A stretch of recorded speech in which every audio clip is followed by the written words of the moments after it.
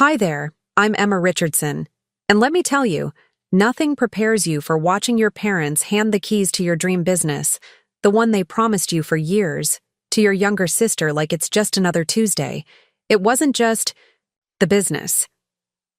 It was a decade of broken promises wrapped in pretty excuses. The late nights researching, the degree I chose specifically for this purpose, the relationships I sacrificed. But the worst part? They didn't just take my future.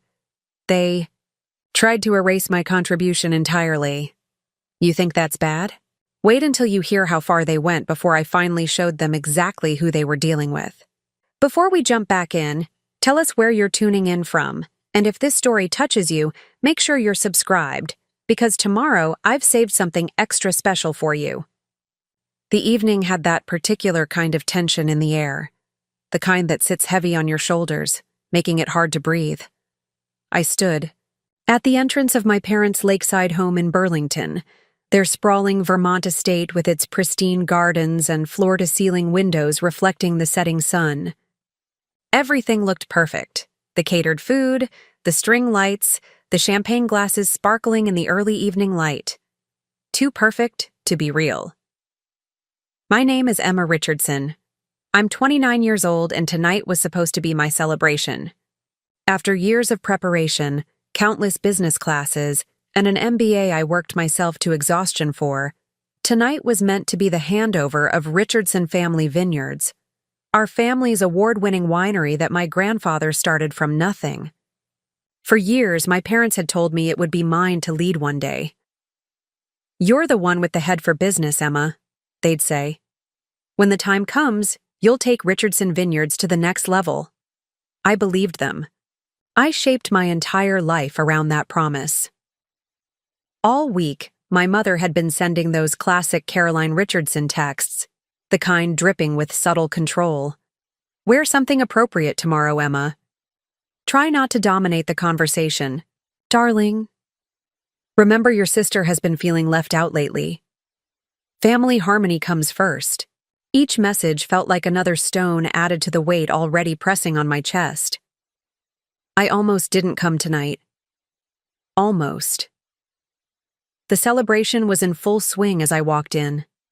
Staff circulated with trays of our estate wines, relatives I barely saw, except at holidays offered air kisses and hollow compliments.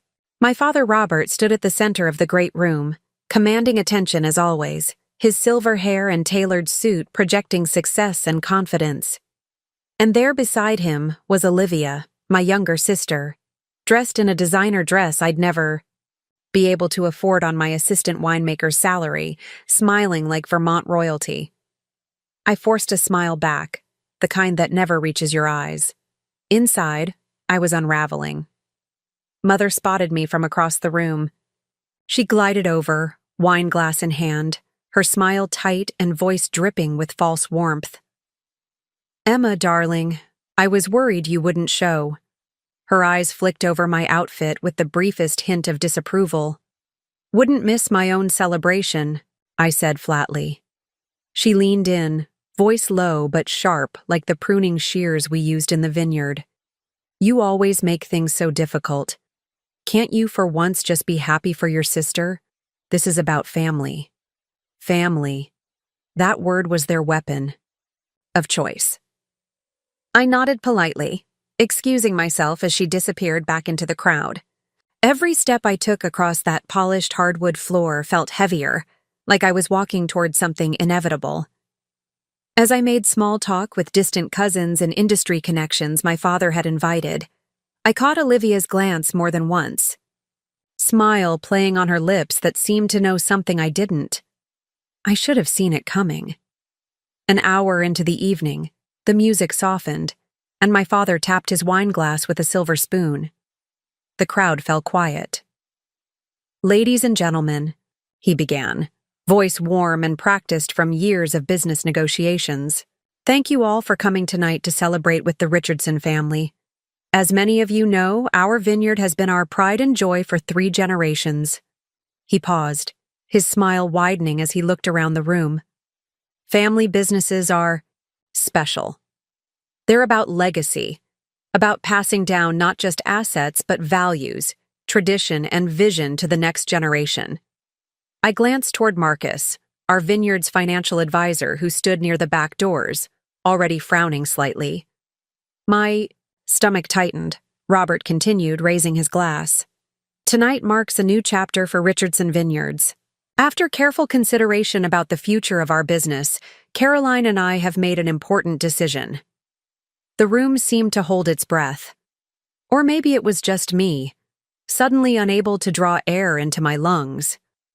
We're officially announcing that Olivia will be taking over as CEO of Richardson Vineyards, effective immediately. The room erupted in applause. Someone whistled. Glasses clinked in celebration. I stood frozen, blood draining from my face as my father continued. Olivia's fresh perspective and innovative ideas are exactly what we need to take our vineyard into the modern era.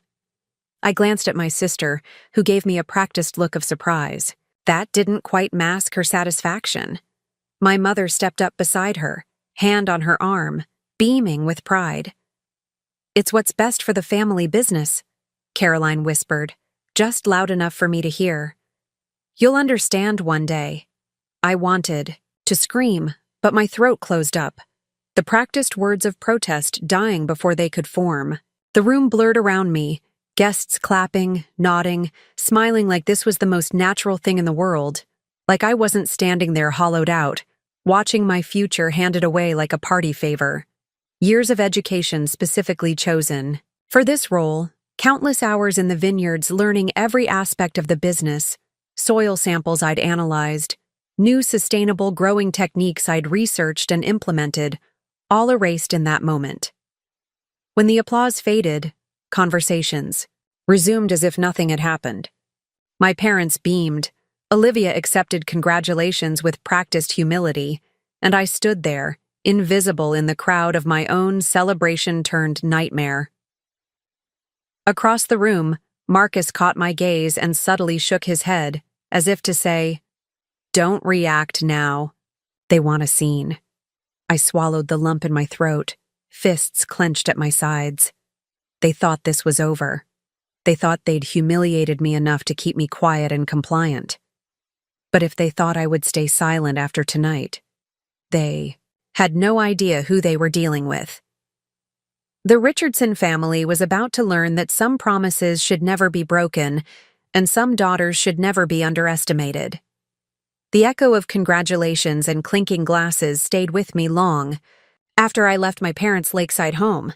The night air had cooled, but the heat simmering in my chest burned hotter than ever.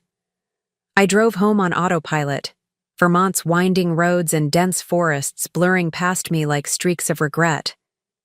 By the time I reached my small cottage on the edge of the vineyard property, the same cottage my grandfather had lived in when he first started the business, the weight of the night finally hit me. I didn't bother turning on the lights. The moonlight filtering through the windows was enough to remind me that even this space probably wouldn't be mine for much longer. I kicked off my shoes, dropped my bag by the door, and sat motionless on my couch, staring at the framed photograph. On my wall, me and Grandpa James standing among the vines, his weathered hand on my shoulder, pride evident in his eyes. "You'll carry on what I started," he'd told me that day. "You have the Richardson vision." My phone buzzed relentlessly on the coffee table. Another text from my mother. "You really should have stayed longer tonight. It's about family, Emma. Family." That word had been weaponized so many times in my life, it had lost all meaning. I scrolled back through her earlier messages, the ones she'd sent in the days leading up to tonight. "Don't make this harder than it has to be. Try not to embarrass us. Your sister deserves to shine too." The words blurred together, but the message was clear. Sit down, smile pretty, and let them take whatever they want. I sat there for what felt like hours, staring at the vineyard ledgers and business plans I'd meticulously prepared over the years. The sustainable farming initiative I'd developed, the expansion proposal for our tasting room, the marketing rebrand I'd researched for months. All of it was mine, the product of my education, my passion, my dedication to my grandfather's legacy. And yet tonight, they decided it wasn't. Preparing and narrating this story took us a lot of time, so if you are enjoying it, subscribe to our channel. It means a lot to us. Now back to the story. Somewhere around 2 a.m., I finally dragged myself to bed, but sleep never came.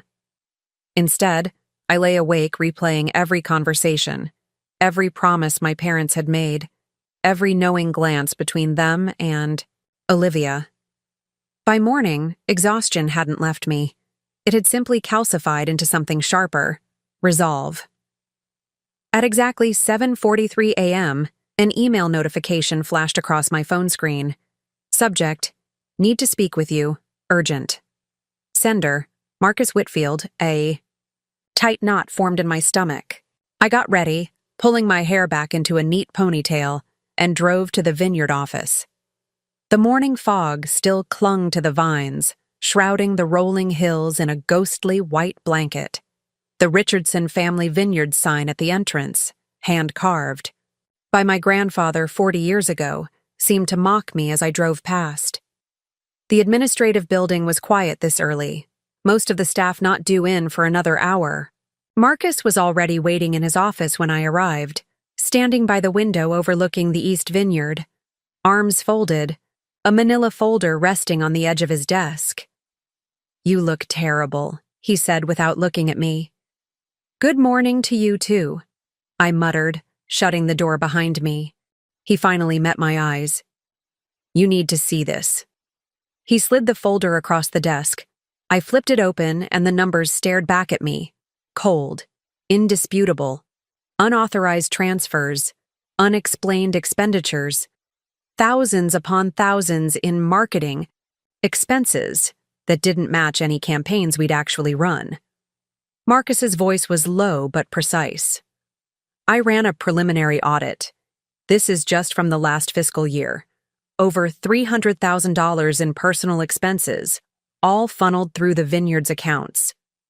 I flipped through the pages: designer clothing purchases, a European vacation, a new luxury car, spa retreats, all disguised as business expenses and vineyard improvements, all tied to Olivia's name.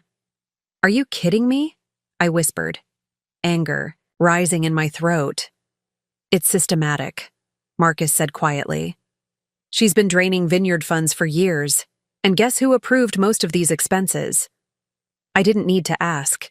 My father's signature was stamped across nearly every page. I leaned, back in the chair, heart pounding in my ears. This wasn't just about the CEO position anymore. It never was. "This isn't negligence," I said finally. "This is theft." Marcus nodded once. "You need to decide." "Decide what?" "How far you're willing to go." I sat in silence, flipping through each damning page. 3 years' worth of betrayal staring back at me in black and white. The irony wasn't lost on me. How they'd stood in front of friends and family last night preaching about legacy and tradition while bleeding the vineyard dry behind closed doors. I closed the folder slowly, my fingers tightening around its edge. "They made this personal," I said, voice calm but cold. "So I'm going to make it professional." I glanced up at Marcus. "Get me everything you can. Every transaction, every signature. We're not letting this go." His eyes narrowed slightly. Then he gave a small nod. "Understood." As he left the room, I looked out the window at the vineyard stretching toward the distant green mountains. The same view my grandfather had loved. The same land he had trusted my father to protect. The same legacy they were destroying. If they thought this was over, they were about to learn how wrong they were. A week crawled by after Marcus's discovery, each day heavier than the last. I went through the motions, tending to the vines, checking fermentation levels, conducting tastings for visitors, while inside, something sharp twisted deeper every hour. I maintained a careful facade. I nodded politely when I passed my sister, in the barrel room. I answered my mother's texts with brief, non-committal replies. I attended the weekly staff meeting where Olivia presented her vision for the vineyard's future. A vision that involved selling off our award-winning Cabernet Franc vines to make room for a wedding venue and experiential tasting packages. All signed. The while, Marcus and I worked silently, methodically, gathering evidence, building our case, preparing for the moment when everything would change. It was a quiet Thursday afternoon when the knock came at my cottage door.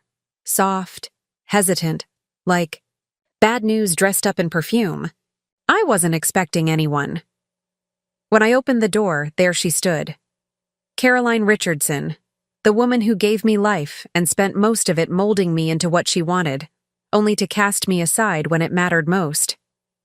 "Hi, sweetheart," she said sweetly, as if she hadn't publicly humiliated me just days ago. The polite smile on her lips didn't reach her eyes. That's how I knew this wasn't a social visit. I stepped aside without a word, letting her in. She moved with practiced grace, heels clicking against my hardwood floors like a ticking clock. Caroline didn't waste time. She reached into her designer handbag and pulled out a thick folder, sliding it onto my kitchen counter. "It's just a formality," she said lightly, almost breezy. "Something the lawyers need you to sign." I didn't touch it. "What is it?" She tilted her head, voice syrup sweet. "Nothing to worry about, darling. Just housekeeping. You know how these succession things are." My stomach sank. When my mother played sweet, it meant she had a knife behind her back. I opened the folder. My eyes skimmed the header first. Release of management interest and future claims. And then, in clean, cold legal language, the content spelled it out. I was being asked to formally renounce any current or future claim to leadership positions within Richardson Vineyards, acknowledge Olivia's appointment as appropriate and final, and waive any right to contest company decisions. My name was there at the bottom, a signature line waiting for me, as if this betrayal needed my permission to be complete. I looked up slowly. "This is why you came here?" My voice felt like broken glass in my throat. Caroline's smile didn't falter. "You know how these things work, Emma. It's better for the vineyard's image if there's unified family support. Olivia will represent the brand better with her social connections and fresh approach." She reached out, brushing invisible lint from her sleeve. "I know you don't like surprises, but this is what's best for all of us." All of us. I swallowed the bitter taste rising in my mouth. "Do you even hear yourself? You're asking me to sign away my future." Caroline's face softened into mock concern. "It's just paperwork, sweetheart. You'll still have your role in production. You'll understand one day when you have your own family." Her words landed like a slap. Something cracked inside me then. Not a break, but a clean, sharp snap of realization. Set the folder back on the counter without looking at it. "You know," I said, voice steady, "I used to believe you when you said family takes care of its own." Her smile twitched. "Well, of course. But it's always been me, hasn't it?" I cut in. I gave up everything. My time, my weekends, relationships, opportunities abroad. So Olivia could party through college while you two pretended we were this perfect family business. Caroline's eyes narrowed slightly, the sweetness evaporating. "This isn't about you, Emma," she said coldly. "It's about what's best for Richardson Vineyards." There it was, the real voice behind the smile. I took a breath, gathering every ounce of the steel I'd spent years building. "No," I said firmly. "It's about control, and I'm done handing mine over. Think carefully, Emma. Family comes first." I met her gaze head on. "Not when family treats you like you're disposable." The silence between us was louder than any argument. Caroline stood there a moment longer, her expression unreadable. Then, without another word, she slipped her handbag back over her shoulder and walked to the door. I didn't move until I heard it click shut behind her. Only then did I lean against the counter, my chest tight, hands trembling not from fear, but from the weight of every unspoken battle finally coming to the surface. They thought they could push me to my breaking point. They didn't know how far I was willing to go. The door had barely closed behind my mother when I knew I couldn't wait any longer. I spent the rest of that evening doing what I'd trained myself to do over years in the vineyard, methodically planning, organizing, preparing. I pulled out my laptop and began documenting everything. Every promise made about my future role, every conversation about succession planning, every unusual expense I'd noticed over the years. I organized the information Marcus had given me, creating a timeline of financial misconduct. For days after, I kept my head down at the vineyard, making sure no one could see the storm brewing beneath my skin. My parents wanted me out of the picture quietly, and I knew better than to give them a reason to accelerate their plans. But I didn't have to wait long. Monday morning arrived crisp and clear. I was at my desk in the production office, reviewing harvest projections, when my inbox pinged with a new message. Subject: Richardson Vineyards restructuring, effective immediately. The sender wasn't Marcus. It wasn't even our HR manager. It was my father. The blood drained from my face before I even clicked to open it. When I did, the words punched me in the stomach. Proposal: effective immediately. Richardson Vineyards recommends a restructuring of production leadership. Emma Richardson to step down as head of production and assume the role of assistant winemaker. Olivia Richardson to appoint a new head of production of her choosing. Beneath it, an additional note in my father's handwriting, scanned and attached. Emma has become increasingly resistant to innovation and unable to adapt to market changes. For the good of the vineyard and the family's image, a leadership shift in production is necessary. I couldn't breathe. The very man who had taught me everything I knew about winemaking, who had once proudly introduced me to industry colleagues as the future of Richardson Vineyards, was now writing me off like a liability. Without thinking, I picked up my phone and dialed Marcus's number. He answered on the second ring. "I was about to call you," I said, my voice tight. "You saw it?" He sighed heavily. "And there's more. We need to talk." Within half an hour, we were sitting in his car parked at the far edge of the property where the vineyard met the forest. Marcus handed me another folder. "I ran deeper checks," he said quietly, "because something about all this felt wrong." I flipped the folder open and scanned the documents inside. It didn't take long before the numbers jumped out at me. Vineyard, assets, equipment purchases, a land parcel adjacent to our property, all mortgaged without board approval. A private loan attached to those mortgages, nearly $1.2 million. For what? I asked, throat dry. For Olivia, Marcus replied grimly. A new venture in hospitality. Your parents signed off on everything and they forged your signature on the board. Documents to push it through. As head of production, you should have been consulted. I leaned back in my seat, the weight of it all crashing down on me like a collapsing trellis. It wasn't just my position. It wasn't just my demotion. They were dismantling everything my grandfather had built, risking our entire operation and using my name to do it. I stared at the mortgage documents in my hands, my vision blurring around the edges. They didn't just want to push me aside, I said quietly. They're risking everything my grandfather built. Marcus nodded grimly. The vineyard's equity is being leveraged for some hospitality venture Olivia wants to launch. A luxury retreat or something. The business plan is flimsy at best. I flipped through page after page of financial maneuvering, each signature, my forged signature, like a knife twisting deeper. This isn't just about succession anymore, I said, my voice steadier than I felt. This is fraud. I know. Marcus looked out at the vineyard, rows of carefully tended vines stretching toward the mountains. The question is, what are you going to do about it? I stared down at the documents, then at my grandfather's cottage visible through the trees. I thought about him, how he'd worked this land with his own hands, how he'd built something from nothing, how he'd trusted that I would be the one to carry it forward. "I'm going to fight," I said simply. "Not just for my position, but for the vineyard itself." I spent the next several hours in Marcus's office, gathering everything: emails, financial statements, internal memos, the paper trail they thought I'd never find.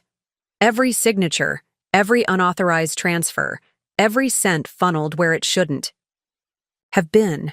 By the time I finished, the sun was setting, casting long shadows across the vineyard. I sat at my desk, staring at the mountain of evidence, the sickening reality of what my own family had done. Then I opened a new email to our board of directors, most of whom were old friends of my grandfather, people who had watched me grow up among these vines. Subject: Emergency Board Meeting Request, Financial Irregularities and Executive Misconduct. My fingers hovered over the keyboard one last moment before I hit send. They thought they had silenced me. I was about to prove them wrong. The email to the board had barely left my outbox when I turned my focus to the next battlefront. I wasn't naive enough to believe the documents alone would be enough. I needed every loose thread tied, every name revealed. By Tuesday morning, I was back at my desk in the production office, scanning through the demotion notice more carefully. Something caught my eye: specific legal phrasing about succession planning that seemed oddly formal, too polished for my father's usual communication style. I recognized it because I'd seen similar language before in contracts drafted by Lisa Mendez, our family's longtime attorney and my mother's college friend, the same woman who had helped my grandfather set up the original succession plan, the one that was supposed to make me CEO. The realization hit like a punch to the gut. Lisa had known. She'd helped them rewrite everything. By late afternoon, I couldn't shake the suspicion. I drove to Lisa's office in Burlington, my hands gripping the steering wheel so tight my knuckles turned white. Her assistant tried to stop me, but I walked past her desk with purpose. Lisa looked up, startled when I pushed open her office door without knocking. "Emma, what a surprise." Her smile faltered at the edges. I closed the door behind me and dropped the succession documents on her desk. "Let's skip the small talk," I said quietly. "You drafted this." Lisa glanced at the papers, her expression carefully neutral. "I oversee all corporate documents for Richardson Vineyards." "This isn't just any document," I replied, my voice level despite the anger burning in my chest. "This is the rewrite of my grandfather's succession plan, the one you helped him create, the one that named me as his successor." For a moment, I saw something flicker in her eyes, discomfort, maybe even guilt. But it vanished quickly. "Business succession is complex. Emma," she said evenly, "your parents made a business decision about what was best for the vineyard's future. Don't." My voice was sharp now. "Don't pretend this was just business. You helped them forge my signature on loan documents. You helped them mortgage Vineyard. Assets without board approval." Her face paled slightly. She hadn't expected me to know that. "Your parents asked me to secure the vineyard's future," she said carefully. "Olivia's retreat concept will diversify." "You know my grandfather's wishes," I cut in. "You were there when he made them clear. You were his friend." Lisa leaned back in her chair, something like pity crossing her face. "James is gone, Emma. The business moves forward. Your parents are the majority shareholders now." I stood there for a long moment, the weight of her betrayal pressing down on me. Finally I spoke, my voice quiet but firm. "You made your choice, Lisa. So will I." I walked out without another word, the click of the door behind me sounding final. That night, back in my cottage, I sat at my grandfather's old oak desk, the one where he'd taught me how to read financial statements when I was just 12. The lights were dim, the vineyard outside my window a dark silhouette against the night sky. I opened my laptop and typed the words I never thought I'd send to my own family. To Robert Richardson, Caroline Richardson, Olivia Richardson. Subject: Final notice. Any further attempt to misappropriate Vineyard assets or remove me from my position will be met with full legal consequences. You've crossed every line. There won't be a next time. I read the words twice before clicking send. It wasn't anger driving me anymore. It was something colder, sharper, a line I knew I would never uncross. Later that night, Marcus arrived at my cottage, still in his work clothes, his sleeves rolled up like he'd barely stopped working. "You sure about this?" he asked as he sat across from me at my kitchen table. I nodded, sliding a thick folder toward him. "They've made it clear this isn't about family, it's about power and money. We went over every document, every name, every move. This wasn't going to be pretty. Exposing my family's financial misconduct would inevitably damage the Vineyard's reputation, the very thing my grandfather had spent his life building. But letting them continue would destroy it completely." "The board meeting is scheduled for Friday," Marcus said, checking his phone. "Your father's trying to get it postponed." "Of course he is." I closed the file and leaned back in my chair, exhaling slowly. "He knows what's coming." Marcus studied me for a moment. "You know there's no going back from this, right? Once you present this to the board." "I know." I looked out at the dark silhouettes of the vines my grandfather had planted. "But there's no going back anyway. They made sure of that." What my family didn't realize was that I had stopped playing by their rules. I wasn't the obedient daughter anymore, willing to step aside for the good of family harmony. I was my grandfather's granddaughter, stubborn, principled, and ready to fight for what was mine. It didn't take long after I sent the warning email for them to make their next move. Mid-October mornings in Vermont had a certain crispness to the air, the vineyard alive with fall colors, but that Monday the chill I felt wasn't from the weather. It came from an email forwarded to me by one of our junior sommeliers. Subject: Line. Richardson Vineyards rebranding launch. Exclusive preview event. The invitation was sleek and expensive, dripping with curated elegance. A rebranding event, they called it. But the guest list told another story. Social media influencers, lifestyle bloggers, luxury travel writers, and Boston socialites with no connection to the wine industry. And the signature at the bottom, hosted by Olivia Richardson, CEO of Richardson Vineyards and founder of Verdant Retreat. My fingers curled around the mouse as I scrolled through the details. The date was tomorrow night. The venue was our newly renovated wine cave, a project I had overseen from concept to completion. The budget was staggering, $150,000 approved under marketing and brand development. I barely had time to process when Marcus burst into my office, holding a stack of papers. "You've seen it?" he asked, shutting the door behind him. I nodded. "Just now." He dropped the expense breakdown on my desk. "Take a look. This isn't a rebranding event. It's a launch party for Olivia's retreat project. No wine industry connections, no distributors, no critics. It's all about promoting her side venture using vineyard resources." I flipped through the pages. Celebrity, chef catering, designer floral installations, gift bags containing luxury spa products, none of it related to our wines. A photographer and videographer contracted to shoot material for Verdant Retreat promotional assets.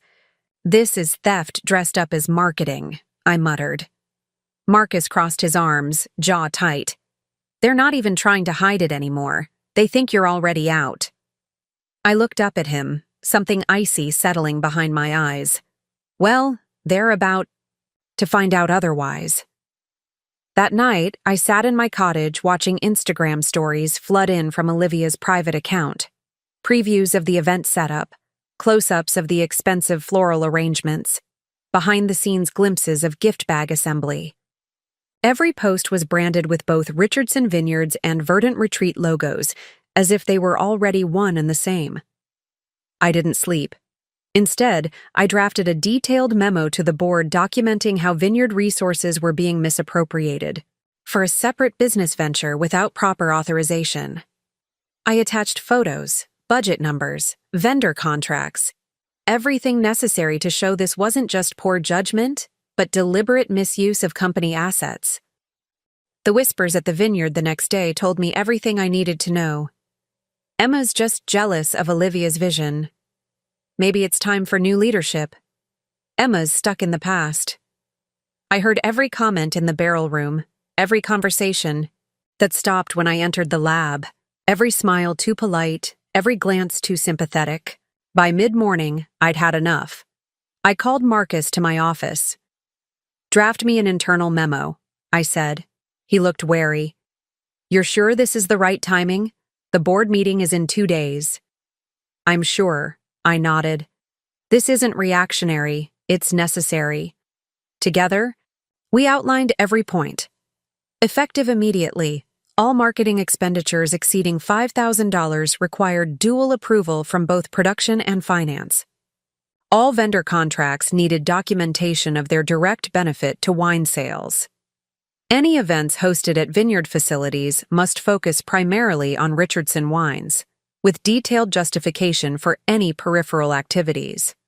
When I finished reviewing it, I added one final line. Richardson Vineyards resources exist to support our winemaking legacy, not personal side ventures or lifestyle brands. The memo went out to every department head, every board member, and the entire executive team. The fallout was immediate. My phone didn't stop buzzing. Calls from confused employees, texts from my mother demanding an explanation, an email from my father insisting I retract the memo before causing irreparable damage. Olivia didn't call or text. Instead, she marched directly into my office an hour later, cheeks flushed with anger. "What do you think you're doing?" she demanded, waving her phone with the memo displayed. "The event is tonight." I looked up calmly from my computer. "I'm protecting the vineyard's assets. That's my job. This is sabotage and you know it." Her voice shook slightly. "You're just upset because Dad chose me to lead." I leaned back in my chair, studying my sister, the designer clothes, the perfect manicure, the carefully cultivated image that had nothing to do with winemaking and everything to do with the lifestyle she wanted to project. "No, Olivia. I'm upset because you and our parents are bleeding this vineyard dry to fund your retreat fantasy. Tonight's event has nothing to do with our wines and everything to do with launching your personal brand," she scoffed. "It's called synergy, Emma. Something you wouldn't understand with your outdated ideas. The modern wine consumer wants experiences, not just bottles." "The modern wine consumer also expects authenticity," I replied evenly. "Something that's hard to maintain when you're busy forging documents and misappropriating funds." Her face paled slightly. "I don't know what you're talking about." "I think you do." I stood, gathering a folder from my desk.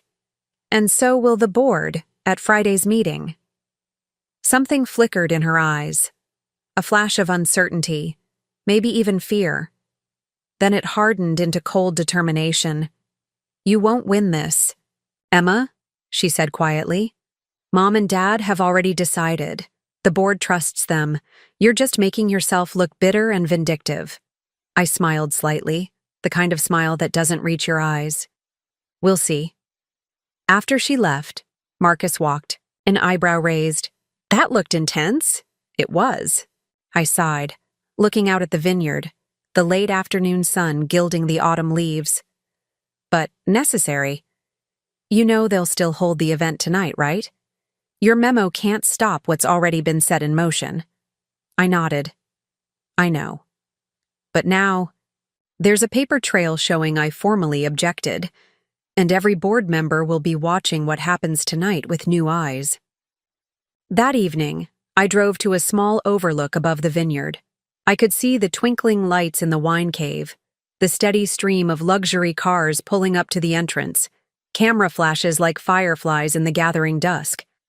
From this distance, it looked magical, like something from a glossy magazine spread. No one seeing it would know about the forged signatures, the misappropriated funds, the betrayal that made it possible.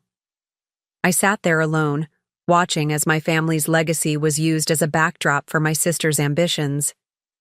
They wanted to paint me as the villain, the jealous sister, the outdated traditionalist, the obstacle to progress. Fine, I'd be the villain. Because sometimes the monster isn't the one who starts the fight. It's the one who finishes it. The first thing I noticed that morning wasn't the light filtering through the autumn leaves outside my window. It was the sound of my phone buzzing relentlessly on my nightstand. When I finally grabbed it, the screen lit up with missed calls. 24 in total. Board members, staff, local business connections, and a barrage of text messages, all variations of the same urgent tone. Emma, have you seen what's happening? Call me ASAP. Is this true about Richardson? Vineyards? With a sinking feeling, I opened one of the links someone had sent. Headline: Family Feud Threatens Award-Winning Vineyard. Below it, a photo of Olivia and me from last year's Harvest Festival, smiling stiffly side by side among the vines. The article painted me as a jealous obstructionist, a bitter sibling who couldn't accept change or innovation, who was trying to sabotage my sister's vision for modernizing the family business. Every quote carefully framed to make me look unreasonable, every fact selectively presented. I barely had time to process when Marcus's name flashed on my screen. I answered immediately. Tell me you're seeing this, I said without preamble. He let out a breath on the other end. It's worse than you think. Olivia leaked internal emails to the press. Selectively edited, of course. She's making you look like you're sabotaging the vineyard out of spite. My stomach clenched as I sat up, the blanket falling away. How? Through Lisa Mendez, most likely. They're feeding stories to the local business journal, the regional lifestyle magazines, even the agriculture blogs. The story is everywhere. My inbox confirmed it. Dozens of messages from industry contacts, some expressing concern, others distancing themselves already. Scrolling through social media was worse. Richardson Vineyard drama, wine family, sisterly feud. Every comment seemed to take Olivia's side. Innovation is necessary for survival. Some people just can't handle change. Classic case of jealousy. A text from my mother arrived next. See what you've done to this family? I stared at the screen, fingers numb. She wasn't upset about the lies. She was upset they weren't the only ones controlling the narrative anymore. By noon, the tension at the vineyard was suffocating. Staff members I'd worked alongside for years avoided eye contact, conversations, stopped when I entered rooms, and tasting room employees huddled in corners whispering about job security and taking sides. It wasn't paranoia. This was exactly how my family operated when they felt threatened. Late that afternoon, I walked into the small lab where Eli Jenkins, our senior viticulturist, was examining soil samples. He'd been with the vineyard since my grandfather's time, had taught me how to identify the subtle differences in terroir across our property. He barely looked up when I entered. Got a minute? I asked. Eli nodded stiffly, still focused on his microscope. I closed the door behind me. Let's not pretend, I said quietly. I know you've been in meetings with Olivia. Eli sighed, finally meeting my eyes. People are nervous, Emma. The vineyard's reputation is taking hits. Staff don't know who to trust or what's coming next. Leaned against the counter. Do you really believe I'd damage the vineyard out of spite? He hesitated, years of loyalty warring with current uncertainty. I don't know what to believe anymore, but Olivia's promise of expansion, new markets, the retreat bringing in wealthy clients, it's compelling. People are worried about job security. And my record of consistent quality, sustainable practices, and financial stability counts for nothing? His eyes softened slightly. You know I respect what you've done here. But this battle between you two, it's tearing the place apart.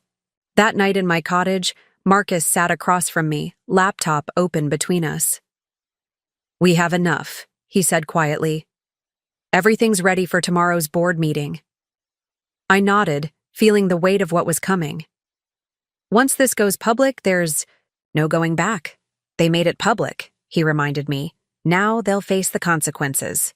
I spent the next 2 hours organizing the final documents, financial records, audit reports, legal assessments, every forged signature and unauthorized transaction methodically cataloged and annotated. My arsenal for tomorrow's battle. As I worked, a notification popped up on my laptop. An email from my grandfather's old friend, Walter Simmons, now the most senior member of our board. "Emma, whatever happens tomorrow, remember that your grandfather valued 3 things above all: quality, integrity, and legacy. Don't let anyone tell you different. Walt." I sat back, something warm and solid settling in my chest. At least one person still remembered what Richardson Vineyards was supposed to stand for. The boardroom had never felt so cold. It was late October, the morning crisp and bright outside, the vineyard a tapestry of red and gold autumn colors. But inside the cedar-paneled room in our main building, the air was frigid with tension. I arrived early, my files tucked under one arm, steps deliberately measured as I took my place at the long oak table, the same table where my grandfather had held board meetings for decades. The chairs slowly filled with board members, some avoiding my gaze, others watching me too carefully.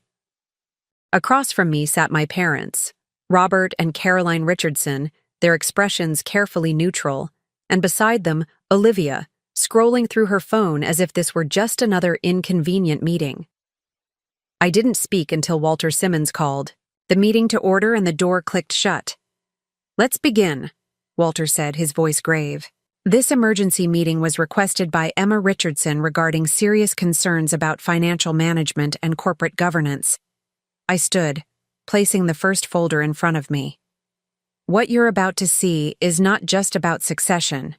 Disputes or differing visions for the vineyard?" I began, my voice steady despite the hammering of my heart. "It's about breach of fiduciary duty, misappropriation of funds, and document forgery." I opened the folder and slid copies across the table.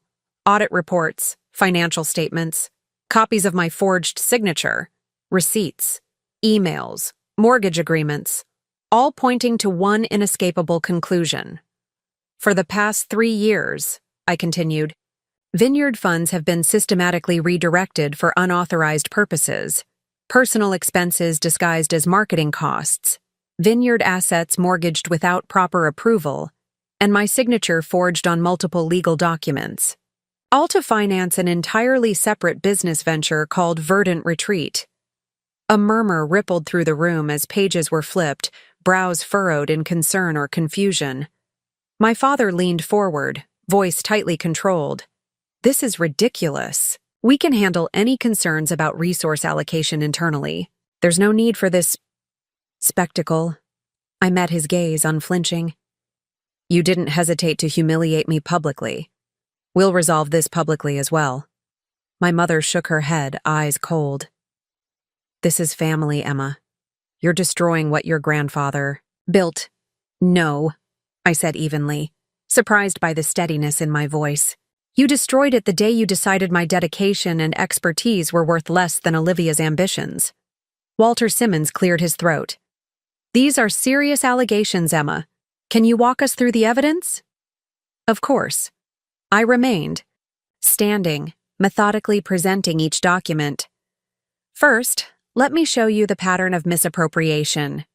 I displayed financial records showing how vineyard marketing funds had been diverted to develop Olivia's retreat concept.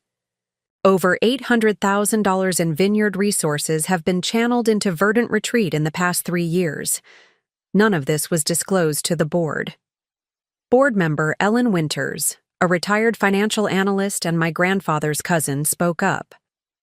"These expenditures weren't flagged in our quarterly reviews because they were deliberately miscategorized," I explained, showing the next set of documents. Marketing expenses, facility improvements, staff training, all legitimate-sounding expenses that were actually financing Olivia's separate business. I moved to the next exhibit. More concerning are these loan documents. The family mortgaged our North Vineyard block, our best Pinot Noir vines, to secure additional funding for Verdant Retreat. I slid forward copies of the mortgage papers. You'll notice my signature on page 3, except I never signed this document. I was never even informed of this transaction. The room grew quieter as board members examined the evidence. Robert Richardson shifted in his chair, his composure beginning to crack. "This is a gross mischaracterization," he insisted. "We were diversifying the business, creating synergy between wine tourism and luxury hospitality." "Then why forge my signature?" I asked directly. "Why not disclose these plans to the board? Why disguise these expenses in our financial reporting?" Olivia finally looked up from her phone, her voice cool and dismissive. "We knew you'd react exactly like this, clinging to outdated ideas about what the vineyard should be. Grandpa's vision was important, but markets change. Richardson Vineyards needs to evolve." "Don't you dare invoke his name," I said, my voice low but intense. "Grandpa built this vineyard on quality and integrity, not by stealing and lying." Caroline Richardson's face flushed with anger. "That's enough, Emma. This theatrical performance doesn't change the fact that Robert and I are majority shareholders. The board serves at our discretion." Walter Simmons sat forward, his weathered hands folded on the table. "Actually, Caroline, that's not entirely accurate. James's trust structure gives this board independent authority over certain matters, including financial oversight and response to potential misconduct." My mother's eyes widened slightly. She hadn't expected that. Walter continued, "I think we need to hear the rest of Emma's evidence. For the next 40 minutes, I methodically presented everything. Emails showing my parents knew the transactions weren't authorized, doctored reports presented to the board, detailed accounting of how vineyard resources had been diverted. I finished by playing an audio recording, my grandfather's voice, thin but determined, from shortly before his death. "The vineyard goes to Emma. She understands what I've built here. She'll honor it. Get it in writing, Walter." Walter's voice responded, "It's all arranged, James. Emma will lead Richardson Vineyards when the time comes. I promise you." Silence fell over the room. My father's face had gone pale. Olivia stared at the table, refusing to meet anyone's eyes. "Ellen Winters," broke the silence, "I believe we've seen enough to warrant a formal investigation. I move that we suspend current management decisions pending an independent audit." Walter nodded. "I second the motion." "This is ridiculous," my father sputtered. "You can't possibly—" "Actually, we can," said Walter quietly. "As trustees of James Richardson's legacy, we not only can, we must." The vote was called. One by one, hands raised around the table, in favor of freezing all transactions related to Verdant Retreat, in favor of an independent financial audit, in favor of temporarily removing Olivia from the CEO position pending investigation results. Each vote felt like vindication, like a weight lifting from my shoulders. When the final hand went up, the room fell into stunned silence. My father looked, somehow diminished, slumped in his chair. My mother's face was a mask of cold fury. Olivia pushed her chair back abruptly and stood. "This is a mistake," she hissed. "You'll regret this." She didn't wait for a response, just stormed out, leaving only the echo of her footsteps behind. My parents followed shortly after, my mother pausing just long enough to give me a look that could have cut glass. The boardroom emptied gradually. Walter stayed behind, his hand resting briefly on my shoulder as he passed. "Your grandfather would be proud," he said quietly, and then he too was gone. I remained seated, staring at the scattered papers in front of me. I had won the battle, but the vineyard and my family would never be the same. 3 months passed after the board meeting. Winter descended on the vineyard, the vines dormant under blankets of snow, the world outside still and quiet. The vineyard itself had undergone its own period of dormancy and restructuring.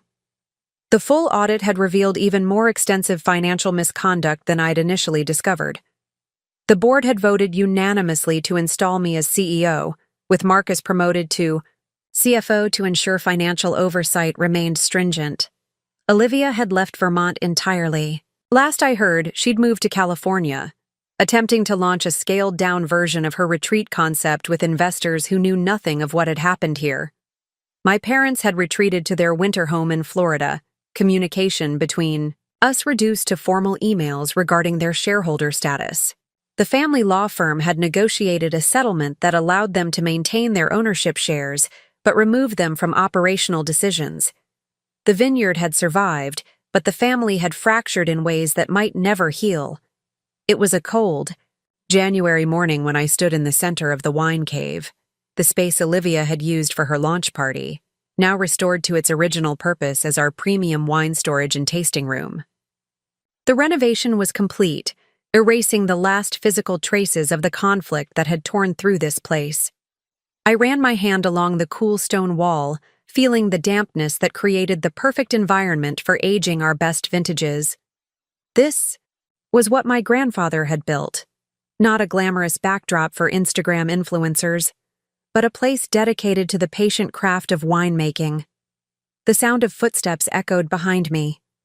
I turned to see Walter approaching, bundled against the winter cold. "It's looking good in here," he said, glancing around appreciatively. "James would approve."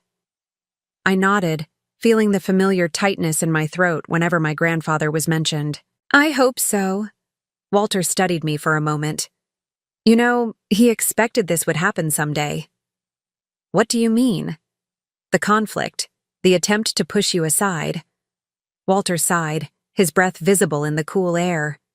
"Your parents never really understood what this place was about. Even when James was alive, they saw it as a status symbol, not a calling." I hadn't known that. I'd always assumed the divide had formed after my grandfather's death. "Why didn't he tell me?" Walter smiled sadly. "He wanted to protect you, and he believed in you. Believed you'd fight when the time came." We stood in silence for a moment, surrounded by the barrels of aging wine, vintages that would reach their potential long after this painful chapter had faded into memory. "What happens now?" I asked finally. Walter looked at me, his eyes kind but clear. "Now you build something that's truly yours, not just preserving what James created, but making your own mark." Spring came to the vineyard with its familiar rhythm, the first tiny buds breaking on the vines, the soil warming under lengthening days, the busy preparations for the growing season ahead. Nature didn't care about human dramas. It simply continued, its ancient cycle of renewal. I found comfort in that predictability as I walked the rows early one April morning, clipboard in hand, checking the progress of each block. The previous year's harvest, the last one before the family implosion, had been exceptional, and the wines were developing beautifully in the cellar. At least some things had survived the storm intact. The business was recovering too. When news of the board's findings became public, there had been a brief media frenzy. Family feud at award-winning vineyard ends in audit. Richardson daughter reclaims CEO role after financial misconduct exposed. Industry insiders had buzzed with gossip for weeks. But then something unexpected happened. Support poured in from places I hadn't anticipated. Other family-owned wineries, local farmers, customers who'd been coming to our tasting room for decades. They sent letters, emails, even handwritten notes expressing their respect for what my grandfather had built, and their hope that I would continue his legacy of quality and integrity. I kept every message in a folder in my office, reading them. On difficult days when the emptiness of family holidays or the strain of rebuilding felt overwhelming. Professionally, things were stabilizing. I'd assembled a new management team, promoted from within where possible, bringing in fresh talent where needed. Marcus continued as CFO, implementing transparent financial systems that made misappropriation impossible. We'd launched a small, but significant rebrand, not the glamorous overhaul Olivia had envisioned, but a thoughtful evolution that honored our history while looking forward. The spring wine release had sold out within days, critics praising not just the quality, but the authentic vision behind the wines. Richardson Vineyards was finding its footing again, but personally, the landscape remained barren.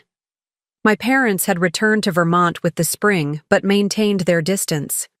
They attended mandatory shareholder meetings with cold formality, speaking only when necessary, leaving immediately afterward.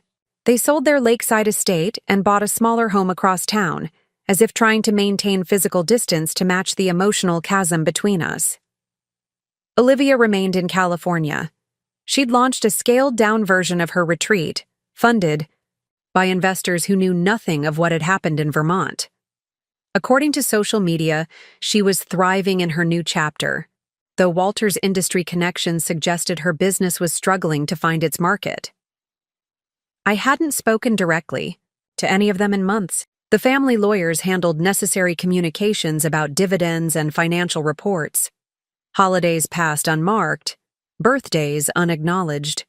The silence was both a relief and a wound that refused to heal. It was a warm Saturday in May when I found myself alone in the original stone cellar beneath the main house. This was where my grandfather had made his first wines, where he'd taught me to listen to what each barrel was telling me, to respect the living process happening inside the oak. I was checking the development of a special reserve Cabernet Franc, my grandfather's favorite varietal, when I heard footsteps on the stone stairs. Expecting Marcus or one of the cellar hands, I didn't look up until a familiar voice broke the silence. "It smells the same." After all these years, I turned slowly. Caroline Richardson stood at the bottom of the stairs, looking smaller somehow, less formidable than I remembered. She wore a simple blue dress instead of her usual designer outfits, her hair showing more gray than the last time I'd seen her. I set down my wine thief and tasting glass carefully. "Mom, I wasn't expecting you. I wasn't planning to come." Her voice sounded strained, uncertain. "Robert doesn't know I'm here." An awkward silence stretched between us, filled only by the distant sound of the ventilation system and the subtle breathing of wine in barrels all around us. "Why are you here?" I finally asked. She moved further into the cellar, running her fingers lightly over a barrel head. "I drove past the vineyard yesterday. The vines look good this year." I waited, knowing there had to be more. The wine writer from the Boston Globe, the one who's been coming here for 30 years, he wrote that article. "Last week." She paused. "About how you've preserved your grandfather's approach while moving forward. He said the wines have never been better." I nodded. The review had been a significant endorsement, especially after the turbulence of the past year. "Your grandfather would have been proud of that," she said quietly. The statement hung in the air between us, loaded with unspoken history. "What do you want, Mom?" I asked, not unkindly. Just tired of the decades of indirect communication. She looked directly at me then, something vulnerable in her eyes that I'd rarely seen. "I don't know how to fix this, Emma." I leaned against the barrel beside me, feeling the cool wood against my palm. "I'm not sure it can be fixed. Some things once broken stay broken." "Perhaps?" She looked down at her hands, twisting her wedding ring absently. "But I thought I should at least try to understand." "Understand what?" "Why this place means so much to you. Why you couldn't just—" She trailed off. "Let it go?"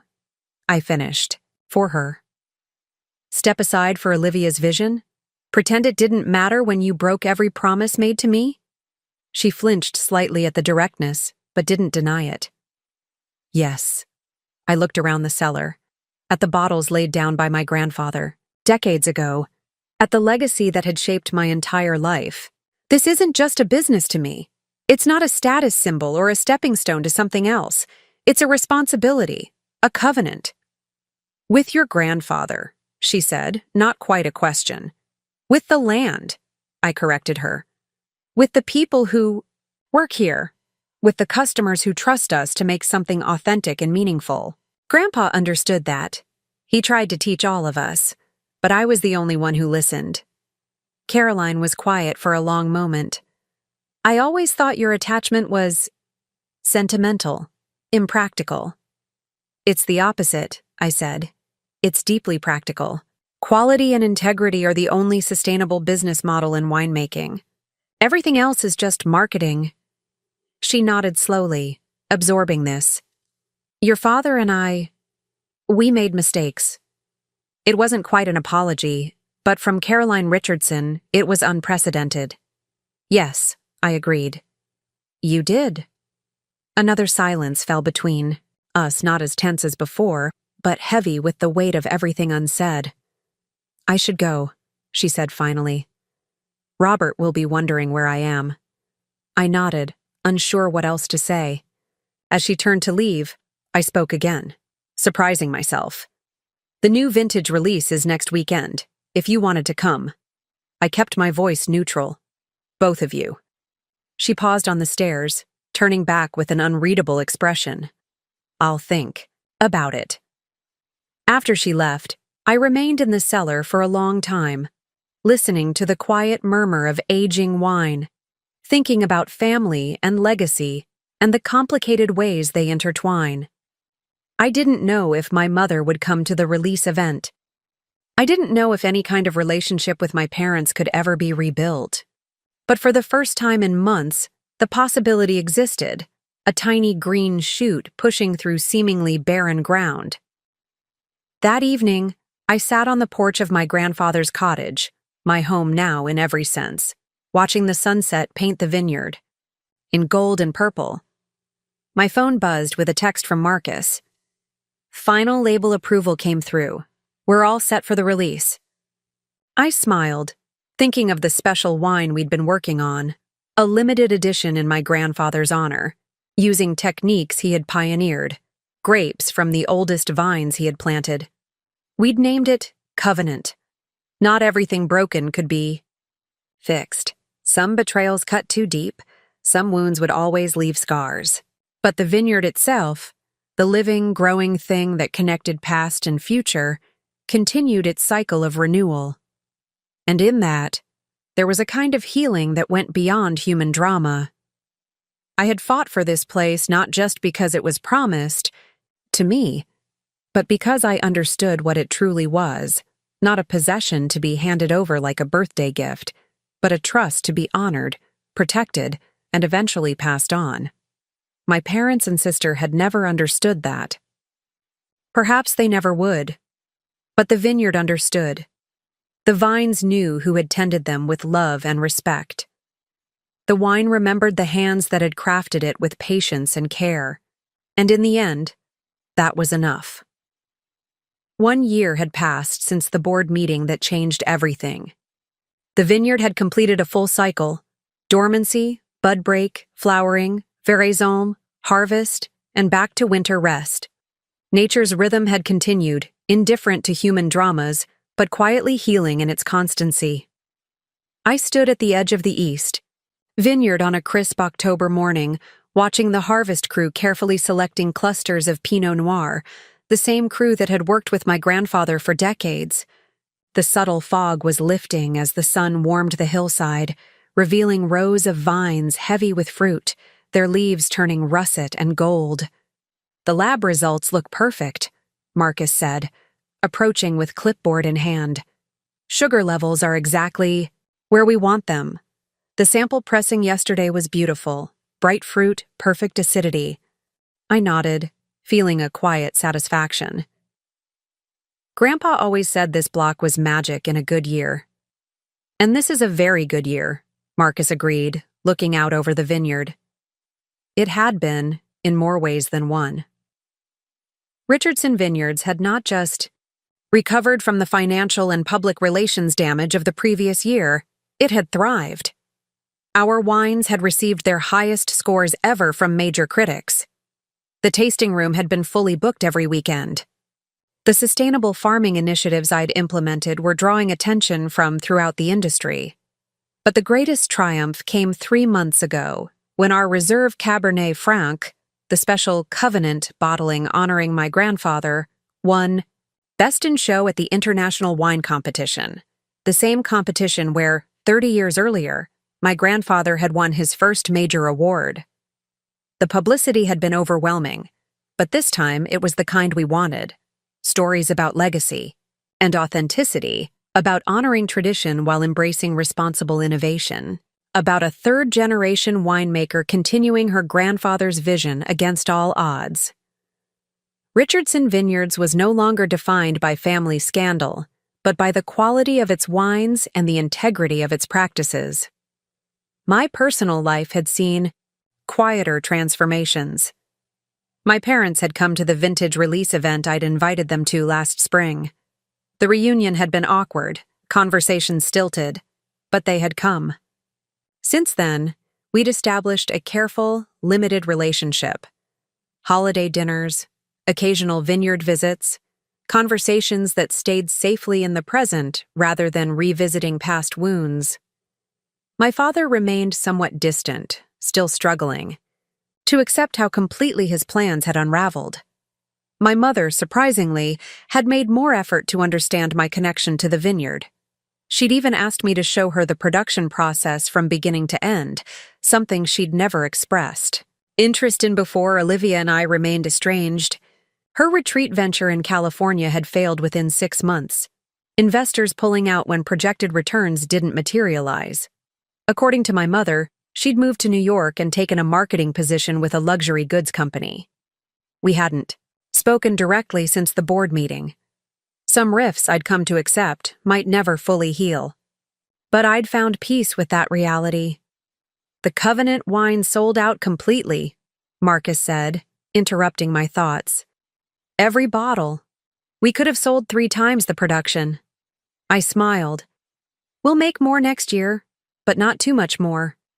It needs to stay special. He nodded, understanding. Marcus had become more than my CFO over the past year. He'd become my partner in every sense. Our shared commitment to the vineyard had gradually evolved into something deeper, a relationship, built on mutual respect and shared values. The board meeting is at 2, he reminded me gently. Walter wants to discuss the expansion proposal. The expansion. After careful consideration, we developed a plan to purchase an adjacent property, 20 acres of ideal south-facing slopes. Not for a retreat or event space, but to expand our premium grape production, focusing on the heritage clones my grandfather had championed decades before.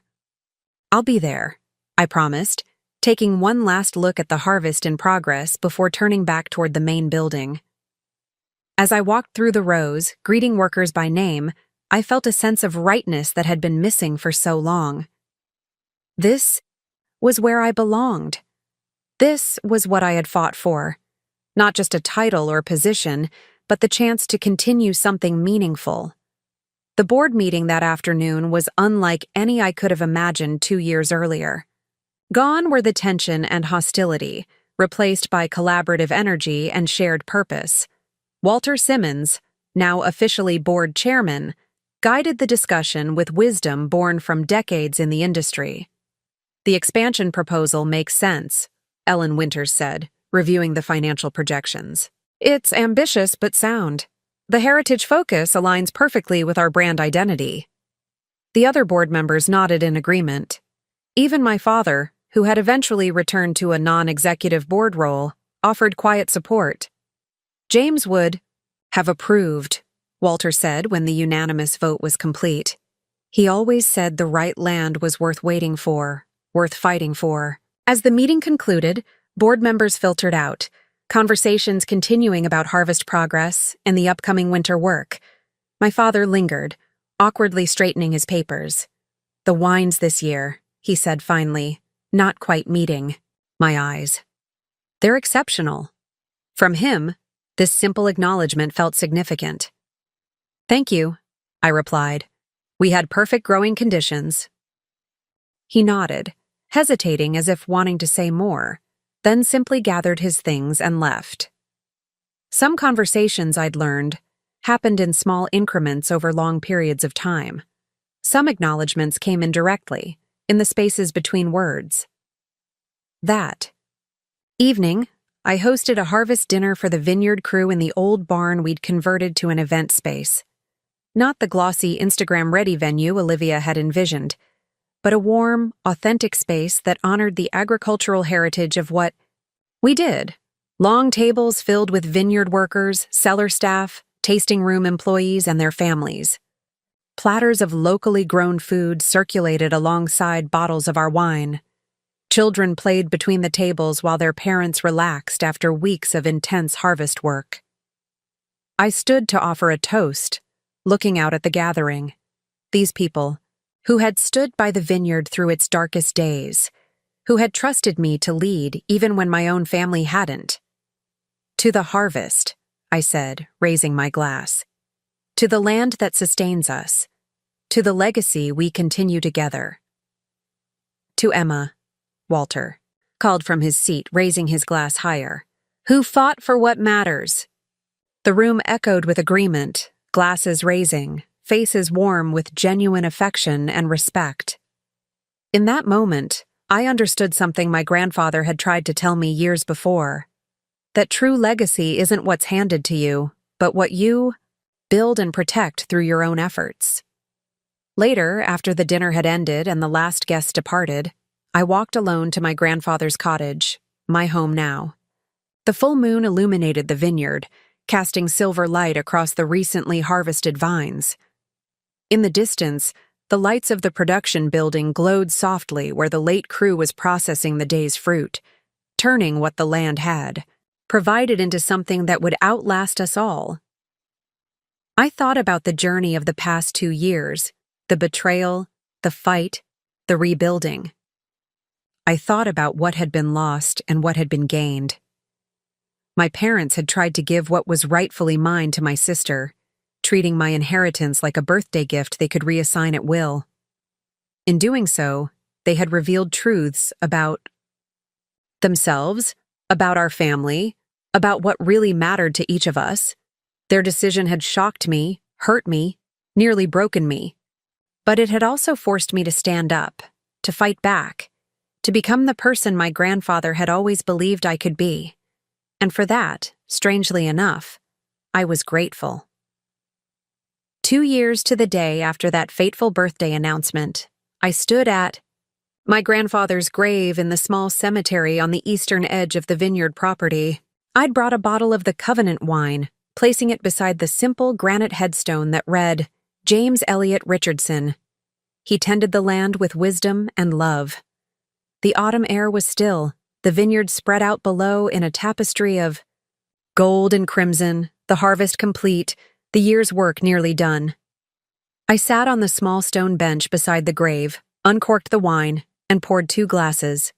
One for me, one for him. "I think we did it, Grandpa," I said quietly. "The vineyard is secure. The wines are better than ever. The expansion is underway." A gentle breeze rustled the nearby maple trees, sending a shower of red leaves spiraling down around me. I took a sip of the wine, letting the complex flavors remind me of everything that had led to this moment. So much had changed in 2 years. The vineyard had not only recovered, but reached new heights. The board was united in its vision. The staff was engaged and proud of what we were creating together. Even my relationship with my parents had found a fragile new equilibrium. Not the easy closeness we'd never really had, but a cautious respect that might, with time, grow into something more substantial. My phone buzzed in my pocket, a text from Marcus reminding me about the meeting with our new sustainable agriculture consultant. Life continued, work continued, growth continued. Before leaving, I took a small envelope from my jacket and placed it beside the wine bottle. Inside was a newspaper clipping, the announcement of our upcoming marriage, simple and understated, just as my grandfather would have preferred. Marcus and I had decided to hold the ceremony here in the vineyard next spring, when the first buds would be breaking on the vines. As I walked back toward the main buildings, I reflected on everything the past 2 years had taught me, about family, about business, about myself, about the difference between what is given to you and what you earn through your own efforts. For so long, I had waited for my inheritance, the position, the authority, the vineyard itself, as something that would be bestowed upon me. I had shaped my life around a promise, working diligently but always with the expectation that what was meant for me would eventually come my way through the natural order of things. The betrayal had shattered that expectation. It had forced me to fight not just for what was promised, but for what I believed in. It had revealed strengths I hadn't known I possessed: resilience, strategic thinking, the courage to stand alone when necessary. Most importantly, it had transformed my relationship with the vineyard itself. What had once been my grandfather's legacy to me had become my own creation, shaped by my decisions, my vision, my unwavering commitment through the darkest days. In the strangest way, my parents' attempt to take everything from me had given me something far more valuable: the knowledge that I was capable of building something on my own terms, that I didn't need their approval or permission to honor what mattered most. When I reached the visitor center, a tour group was just arriving, wine enthusiasts from across the country who had reserved their spots months in advance. They fell, silent as I approached, several of them recognizing me from recent magazine features. "Welcome to Richardson Vineyards," I said warmly. "I'm Emma Richardson. We've read so much about you and what you've accomplished here," one woman said, "about how you saved your grandfather's legacy." I smiled, thinking about how incomplete that narrative really was. "The truth is a bit more complicated," I replied. "The vineyard saved me as much as I saved it." After greeting the visitors, I continued to my office to prepare for the afternoon meetings. On my desk sat a small wooden box I'd discovered in my grandfather's things after his death, but had only recently opened. Inside were his handwritten journals, decades of observations about the land, the vines, the wine, and tucked between the pages, letters he had written to me but never sent, sharing wisdom he hoped I would someday need. One passage had become something of a mantra for me in recent months. "Emma, remember that the finest wines come from vines that have struggled, when roots must reach deeper for water, when the plant must fight against the elements. The resulting fruit develops complexity and character impossible to achieve in easier conditions. The same is true of people. Don't fear the difficult seasons. They are preparing you for your best vintage." My parents had given my inheritance, my birthright, to my sister, treating it like a casual birthday gift they could reassign at will. In doing so, they had forced me into the struggle my grandfather wrote about, the difficult season that would ultimately define me. Life doesn't always give you what you deserve. Sometimes it takes away what should rightfully be yours. The measure of a person isn't found in what they're given, but in what they do when something precious is taken away. In my case, losing my inheritance had ultimately led me to claim something far more valuable: my own power, my own vision, my own unshakable sense of purpose. And for that unexpected gift, I would always be grateful. Before I end this story, let me share something I've learned through all of this, something I wish someone had told me sooner. The truth is, sometimes the people who are supposed to protect you will be the ones who hurt you most deeply. When that happens, you have two choices. You can diminish yourself to meet their expectations, or you can stand up for what you know is right, even if it means standing alone. What I learned through this journey is that family isn't defined by unconditional loyalty or blind acceptance. Real family, whether by blood or by choice, is built on respect, honesty, and the willingness to uphold boundaries when love becomes control or manipulation. I fought not just for a vineyard or a title. I fought to reclaim my voice, my worth, my right to shape my own future. In the process, I discovered strengths I never knew I had and built connections more authentic than what I'd lost. 2 weeks after my visit to my grandfather's grave, I received an unexpected letter. The return address was from New York, the handwriting, unmistakably Olivia's. For days, I left it unopened on my desk, unsure if I wanted to reopen wounds that had finally begun to heal. When I finally read it, I found not an apology exactly, but something more complicated. A recognition of how differently we'd seen the same family, the same vineyard, the same future. Of how she'd coveted what had been promised to me without understanding what it truly meant to me. I wanted the position, the title, the prestige, she wrote.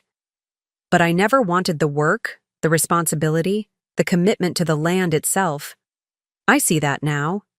She didn't ask for forgiveness or reconciliation.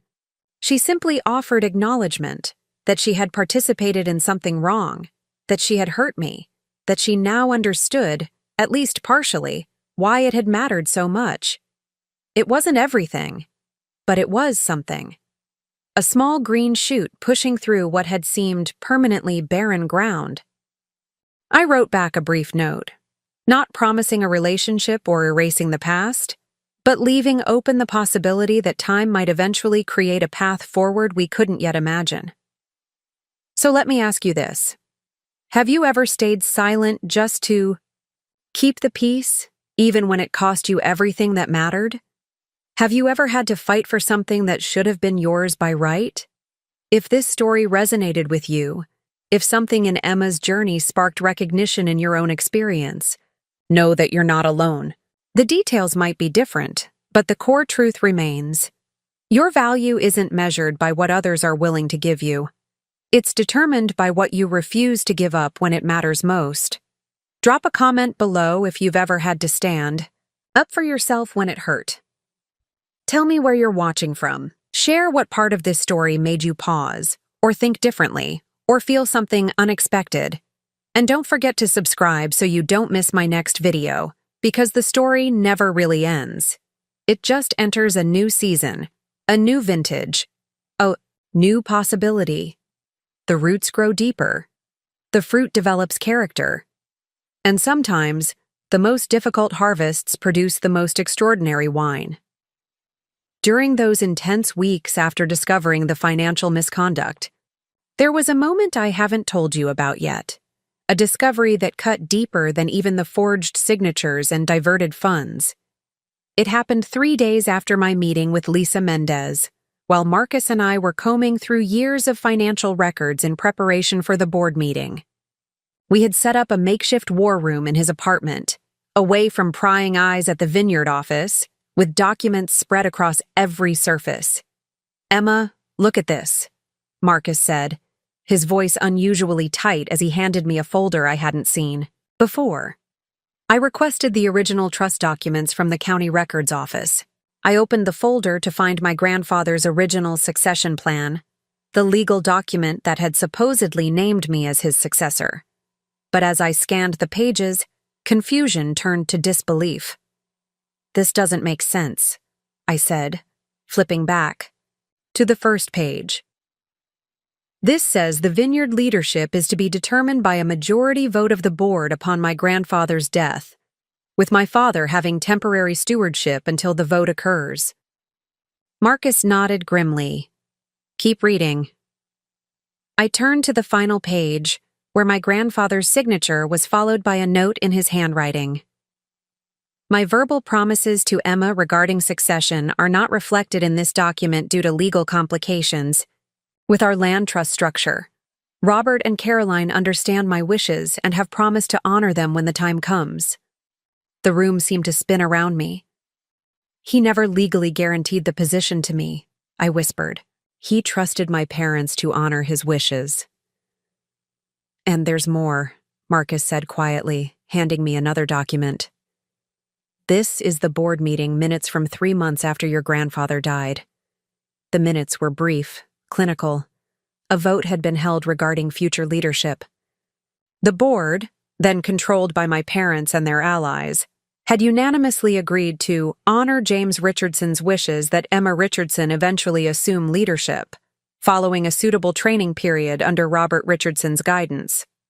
They acknowledged it, I said, my voice hollow. They officially recognized his wishes. Yes, Marcus confirmed. And then they spent the next 5 years systematically preparing to break that promise. Look at the board composition changes. He showed me how, over the years following my grandfather's death, my parents had gradually replaced independent board members with friends and business associates loyal to them.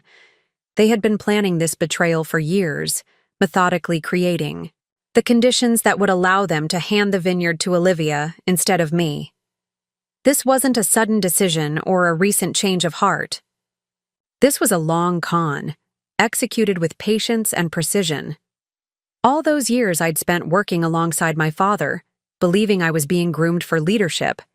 He had already decided I would never have it. Why? I asked, the question directed, not at Marcus, but at the universe. Why go through the charade? Why not just tell me years ago that they had different plans? Because they needed you, Marcus said simply. Your knowledge, your work ethic, your connection to the vineyards. Look at the production records during this period. The data told a clear story. Under my management, wine quality had improved, production efficiency had increased, and our reputation among critics had soared. I had been the engine driving the vineyard's renaissance, all while my parents were planning to hand the fruits of my labor to Olivia. I sat back in my chair, a strange calm settling over me. This wasn't just business anymore. This wasn't even just family dysfunction. This was calculated betrayal spanning years. They used me, I said, the words falling like stones in the quiet room. All this time they used me. Marcus didn't offer hollow reassurances. He simply sat with me in that moment, allowing the full weight of the revelation to settle. When I finally spoke again, my voice was steady. We need to find out who else knew. Who else was part of this?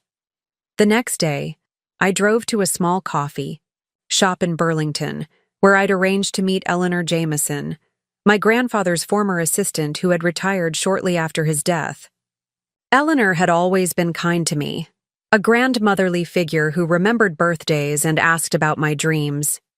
She was already seated when I arrived, her silver hair neatly styled, hands wrapped around a mug of tea. Her smile faded when she saw my expression.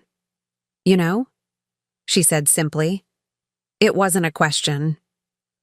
I slid into the seat across from her. How long have you known? Eleanor sighed, setting down her mug. Since before your grandfather died. I overheard a conversation between your parents shortly after his cancer diagnosis. They were already discussing how to manage the succession situation, as they called it. And you never told me, I said, trying to keep the accusation from my voice. I told James, she replied, meeting my eyes directly. He confronted them. They denied everything, of course, promised him they would honor his wishes. That's why he added that handwritten note to the trust documents. He knew there was a risk they would betray him. I struggled to process this. Then why didn't he change the legal structure? Force their hands? The land trust complications were real, Eleanor explained. Changing the succession structure would have triggered tax implications that could have forced a partial sale of the vineyard. He couldn't risk that. She reached across the table, her weathered hand covering mine. He thought leaving that note would be enough, that they wouldn't dare go against his explicitly stated wishes, that their promise to him would hold them accountable. He trusted them too much. Or he underestimated their capacity for deception, I said quietly. Eleanor nodded sadly. After he died, I stayed on long enough to see which way the wind was blowing. When I realized they were going to break their promise, I tried to warn you, but subtly. Do you remember? I cast my mind back, trying to recall any conversations that might have contained warnings. "The day you retired," I said suddenly, "you told me to keep copies of everything, to document my contributions, to build relationships with the board independently of my parents." "Yes." She smiled faintly. "I couldn't be explicit. They had me sign a confidentiality agreement as part of my retirement package. But I tried to prepare you, in my way." We talked for another hour, Eleanor filling in gaps in my understanding, confirming suspicions, occasionally correcting misconceptions. By the time we parted, I had a clearer picture than ever of the web of deception my parents had woven around me. "What will you do now?" Eleanor asked as we stood to leave. I thought about the board meeting scheduled for the end of the week, about the evidence we had compiled, about the years of manipulation finally exposed. "What my grandfather always taught me to do," I answered. "Stand for what's true, even when it's difficult, especially when it's difficult." Eleanor's eyes were bright with unshed tears as she hugged me goodbye. "He would be so proud of you, Emma, not just for fighting back, but for doing it with integrity." As I drove back to the vineyard, a strange lightness filled me despite the weight of everything I'd learned. The full truth, however painful, had a clarifying effect. The path forward was clearer than ever. My parents hadn't just betrayed me once, at that birthday announcement. They had betrayed me every day for years, with every false encouragement, every pretense of grooming me for leadership, every promise they never intended to keep. This knowledge didn't weaken my resolve. It strengthened it. Because now I understood this wasn't just about reclaiming what was rightfully mine. It was about exposing a pattern of deception that had corrupted my grandfather's legacy from the moment he was gone. The truth deserved to be heard, and I would make sure it was. With just 3 days remaining until the board meeting, I found myself facing a new challenge. Word had somehow leaked about my investigation, and my parents had begun a counteroffensive. Calls were being made. Narratives were being shaped. I was being painted as an ungrateful daughter, unable to accept change, willing to damage the family business out of spite. That morning, I arrived at the vineyard to find Francis Weber, our head winemaker for over 20 years, waiting anxiously outside my office. Francis had been my mentor, the man who had patiently taught me every aspect of winemaking since I was a teenager. His weathered face looked unusually troubled. "Your father called an emergency staff meeting yesterday evening," he said without preamble once we were inside with the door closed. "After you'd left for the day." My stomach tightened. "What happened?" Francis ran a hand through his silver hair. "He told everyone the vineyard is facing a period of turbulence due to internal disagreements. Said there might be changes coming, that people should prepare for possible restructuring." "He's threatening their jobs," I said, understanding immediately. "Trying to turn the staff against me." Francis nodded grimly. "Not explicitly, but the message was clear. Anyone who aligns with you might find themselves on the wrong side of the coming changes." I sank into my chair, feeling the weight of this new tactic. The vineyard staff wasn't just a workforce. They were people I'd known most of my life, people whose families depended on their jobs here. My father knew exactly where to apply pressure. "How bad is it?" I asked quietly. Francis hesitated, choosing his words carefully. "People are scared, Emma, confused. Most of them don't know the details of what's happening, just that there's a conflict between you and your family.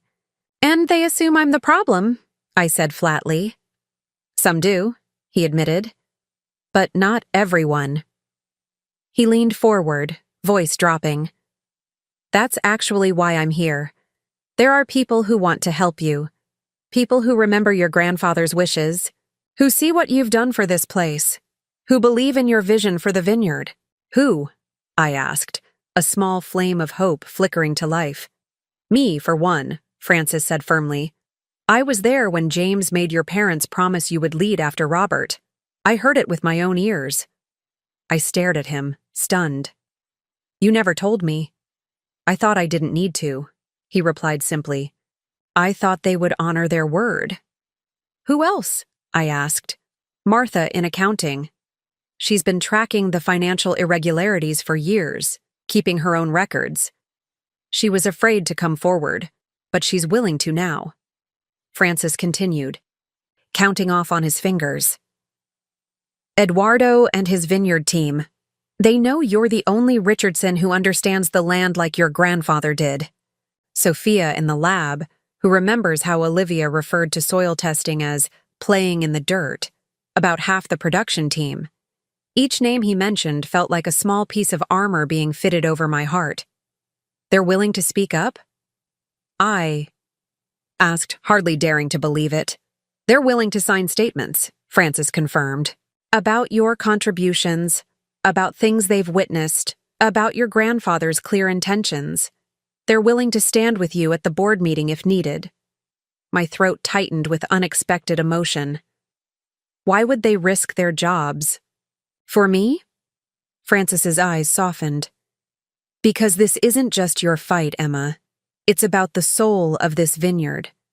About whether we're going to be a place that values craftsmanship and integrity, or just another corporate entity focused on marketing. An image. He paused. Your grandfather built something special here, something worth protecting. These people know that. For the first time in weeks, I felt something beyond anger and determination.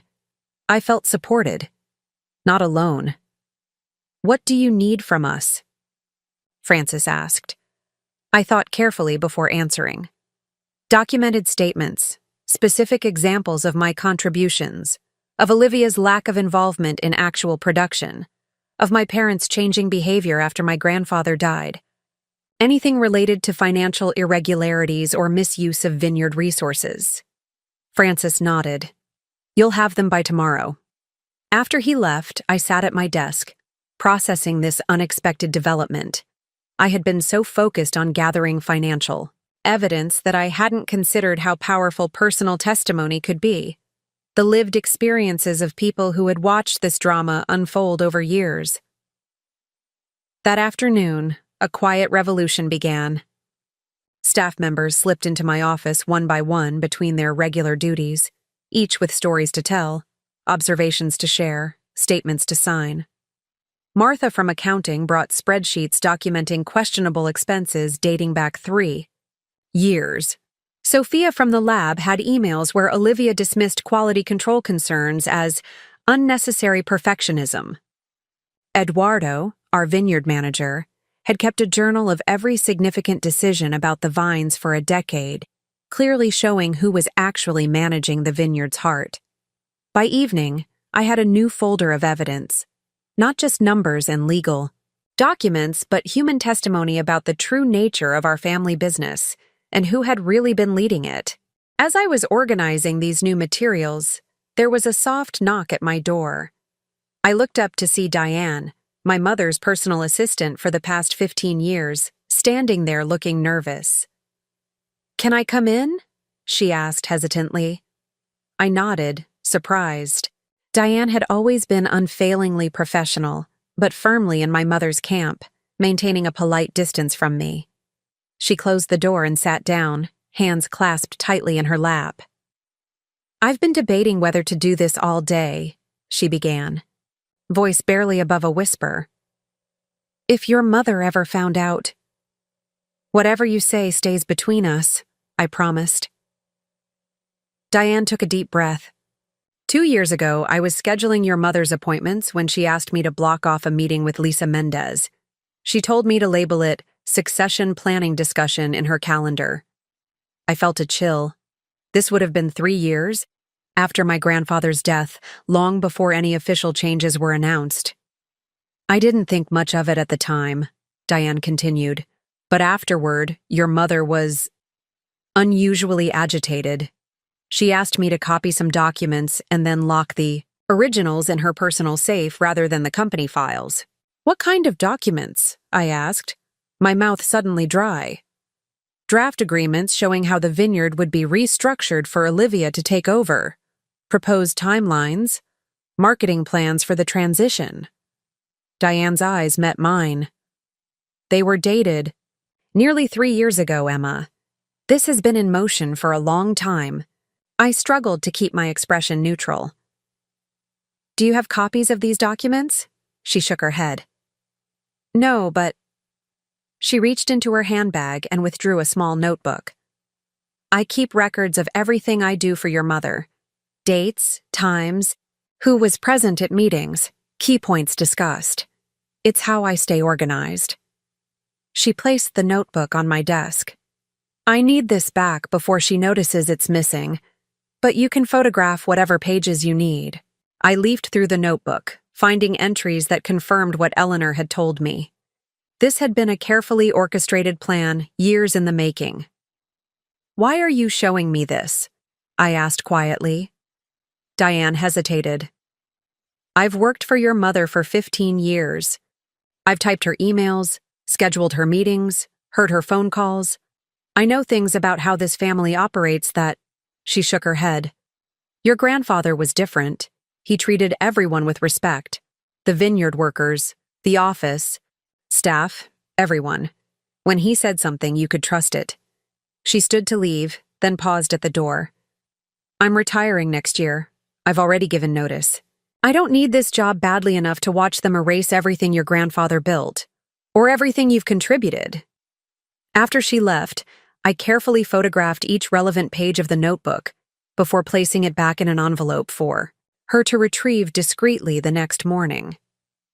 That night, as I sat at my kitchen table with Marcus, reviewing our now substantial body of evidence, I felt a strange, new emotion cutting through the hurt and anger. Gratitude. For every person who had chosen truth over comfort, integrity over security. I never expected this, I admitted to Marcus. I thought I was fighting this battle alone.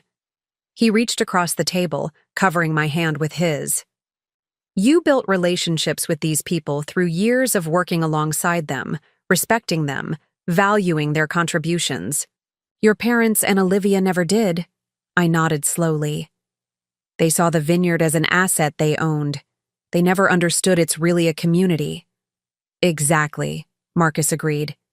And communities protect their own. As I went to bed that night, I realized that while my biological family had betrayed me, I had another kind of family at the vineyard, one built on shared values, mutual respect, and a common purpose. And they were standing with me. The balance had shifted. My parents had wealth, legal authority, and the power of ownership on their side. But I had something potentially more powerful. The collective voice of the people who made Richardson Vineyards. What it was, day in and day out. Tomorrow, we would finalize our strategy. The day after, we would present our case to the board. And for the first time, I truly believed we could win. The evening before the board meeting held a strange, suspended quality, like the heavy stillness before a storm. I had done everything possible to prepare. The evidence was organized, the statements collected, the strategy mapped out. Now all that remained was the waiting. I sat on my cottage porch as twilight descended over the vineyard, watching darkness slowly claim the rows of vines that stretched toward the mountains. A glass of our reserve Cabernet Franc, my grandfather's favorite, sat untouched on the small table beside me. The sound of tires on gravel broke the silence. Headlights swept across the yard as a car I didn't recognize pulled up. For a moment, I tensed, wondering if my parents had come for one last attempt at manipulation. But when the driver's door opened, it was Olivia who stepped out. My sister stood uncertainly by her car, as if debating whether to approach. In the dim porch light, she looked smaller somehow, less certain than the polished, confident woman who had accepted the CEO position, with such practiced humility. "Can we talk?" she called, making no move to come closer without invitation. I hesitated, then nodded. "Come up." She climbed the porch steps slowly, taking the chair across from me with visible reluctance. For a long moment, we sat in silence, two sisters who had grown up in the same house but somehow ended up in different worlds. "Nice car," I said finally, nodding toward the gleaming luxury SUV in my driveway. "New?" Olivia shifted uncomfortably. Company car, part of the CEO package. Ah. I let the silence stretch between us again, refusing to make this easy for her. You're really going through with it, she said at last. The board meeting tomorrow. Yes. They're saying you have evidence of financial misconduct, that you're accusing us, of fraud. Her voice held a note of disbelief, as if the very idea was absurd. I have the evidence, I confirmed, and I'll present it tomorrow. Olivia leaned forward, her expression earnest. Emma, can't we talk about this? Find some compromise before this gets even uglier? This is going to damage the vineyard's reputation, hurt our business relationships. Is that really what you want? I studied my sister's face in the fading light, trying to discern her motivation. Why are you here, Olivia? Did they send you to talk me out of it? No. She shook her head. They don't know I'm here. I came because... She paused, struggling with words that didn't come easily to her. Because I wanted to understand. Why you couldn't just accept the decision and move on. Why you'd risk everything to fight this. The question was so revealing of the gulf between us that I almost laughed. Because it was wrong, I said simply. Because Grandpa wanted me to lead this vineyard.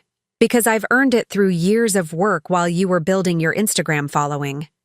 Because they forged my signature and diverted company funds to fund your side project. Is that what this is about?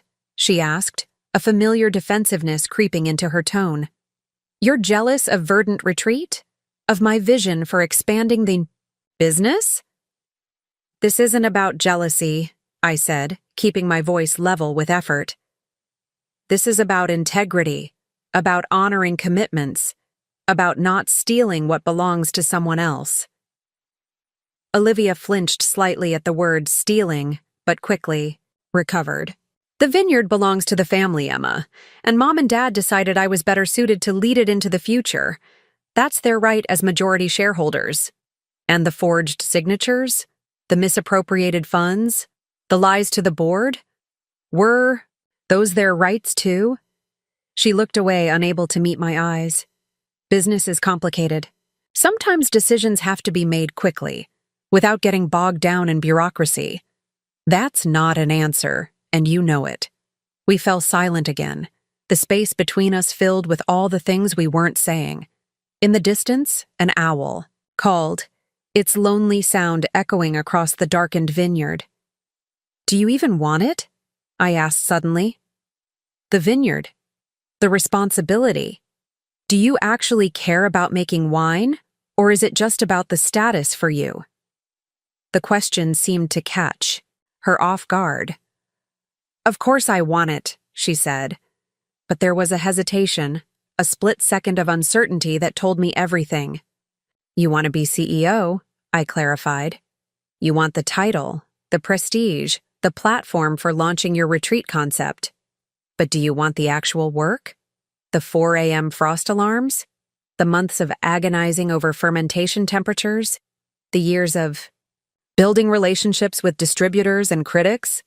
She didn't answer immediately, her fingers tracing patterns on the armrest of her chair. I have different strengths, she said finally. The vineyard needs modern marketing, social media presence, brand partnerships. Not everyone has to be like you, obsessing over soil composition and barrel selection. But someone does, I pointed out. Someone has to ensure we're actually making good wine, or there's nothing to market. That's what we have staff for, she said dismissively. People like Francis and the production team. You could still be involved in that part if you wanted. That was always the plan. You handling production, me handling the business side and the retreat. I stared at her, the pieces finally coming. Together. They told you that? That I'd still run production while you took over as CEO? She nodded. Of course. No one was trying to push you out completely, Emma. Just reposition you where your skills are most valuable. The audacity of it was almost breathtaking. They had planned to demote me to a glorified employee position, while handing Olivia the leadership role I'd spent years preparing for, and they'd presented it to her as a reasonable compromise. "And you believed them?" I asked, unable to keep the incredulity from my voice. "After watching how they've treated me all these years, you actually thought I'd happily step aside and work under you?" Olivia's expression hardened. "I thought you'd be professional enough to do what's best for the vineyard." "What's best for the vineyard?" I repeated slowly. "And you think that's you in charge? Despite having no winemaking experience, no industry relationships, and no real connection to this land?" "I have vision," she insisted. "I see possibilities you don't, ways to evolve beyond just making wine." "That's exactly the problem," I said, quietly. "This place isn't just a platform for your ambitions, Olivia. It's 3 generations of work, of knowledge, of commitment to creating something authentic and enduring. Grandpa didn't build it so you could turn it into a backdrop for social media influencers." Her cheeks flushed with anger. "That's unfair. My retreat concept would bring in a whole new clientele, create additional revenue streams. While using vineyard resources, reputation, and funds," I cut in.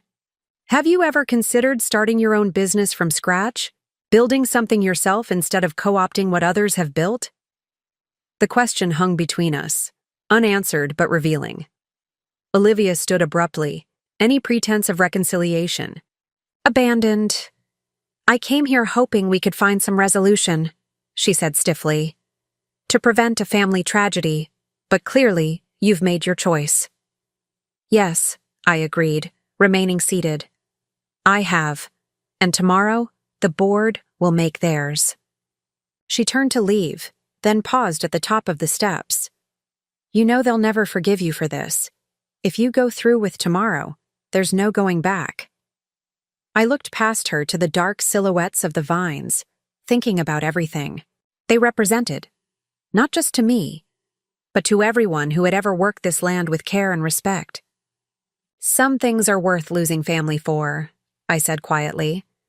"Some principles can't be compromised, even for the people who raised you."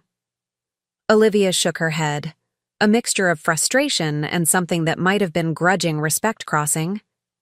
Her face. "You always were the stubborn one." "I learned from Grandpa," I replied simply.